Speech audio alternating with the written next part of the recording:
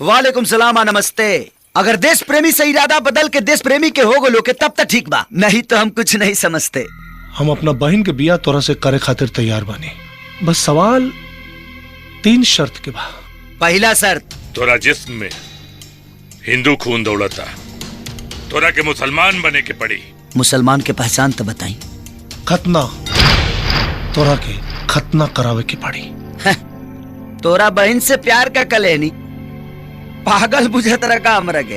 बोल, खतना करेबे कि ना?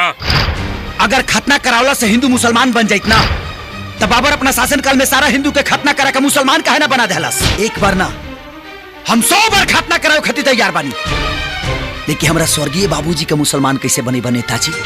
इस बात का मुझे गर्व है कि मैं हिंदुस्तान में पैदा हुआ हूं, और इस बात का मुझे घमंड है कि हिंदुस्तान में